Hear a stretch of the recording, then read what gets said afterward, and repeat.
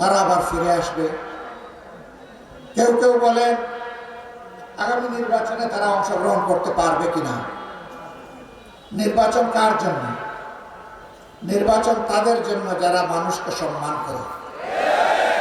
নির্বাচন তাদের জন্য যারা দেশবাসীকে ভালোবাসে। নির্বাচন তাদের জন্য যাদের কাছে দেশের প্রতি ইঞ্চি জমি আমানত।